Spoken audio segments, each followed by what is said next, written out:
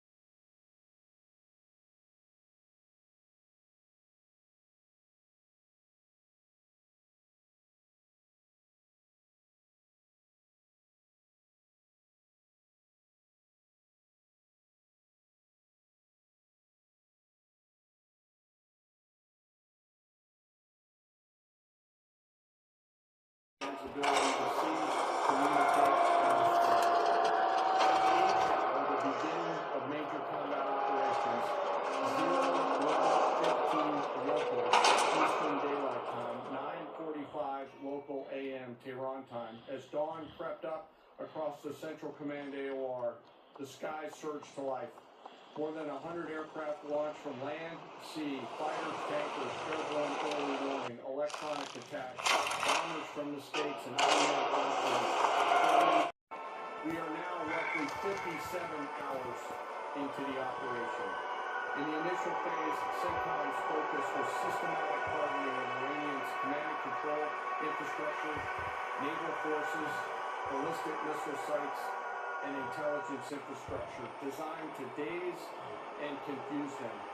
Coordinated space and cyber operations effectively disrupted communications and sensor networks across the area of responsibility, leaving the adversary without the ability to see, coordinate, or respond effectively.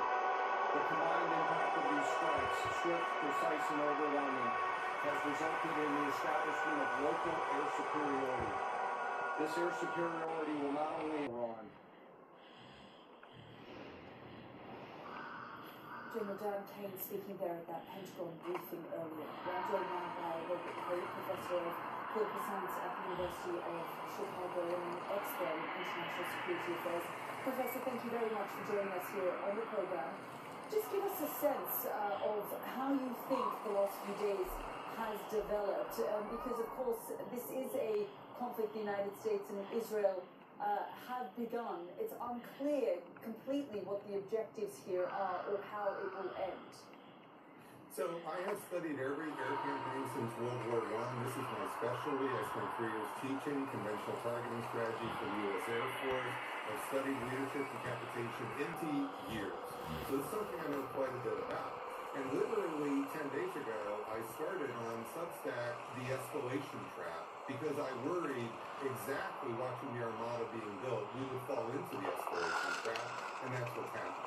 We are now in the grip of the escalation trap, or the smart bomb trap to be more precise, where the illusion of the 100% tactical success, which is real, it's the success of the bombs blowing up targets is not false. It creates the illusion of control of escalation. And that is the smart bomb trap, and that is what has gripped us right now. And the problem is that once we drop those bombs and once we announce regime change is our goal, and we have no other tools, trying to do this from the air, this has never worked in over 100 years.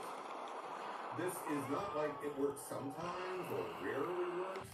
I'm choosing my words carefully. President Trump is up against the weight of history here. And it's the illusion of the smart bombs being near perfect in destroying their target. And the problem is, when those bombs fall, they change politics in the target. They inject nationalism into the regime, they inject nationalism into the society, and they essentially fuse the regime and society against the air power attacker. And this is what you are seeing, because now society and the regime are taking more risky steps, and they do things that no one anticipated before. And that failure to anticipate the worst case, that has happened numerous times with smart bombs. That's just what happened in the last 36 hours. Nobody in the Pentagon was expecting the wider war strategy by Iran, and that's what's happening. So, Professor, given you've studied this so carefully, and you say that this President Trump is going against the weight of history, and no aerial campaign alone has worked, and certainly, when they put troops on the ground, because there was no objective really in Iraq and Afghanistan, we've seen those wars fail as well. If you look at this moment then, how do you think this is all going to end? I think we have crossed the threshold. And the threshold we crossed, this is not the first time we went after Iran, this is now the second time. In June, I've been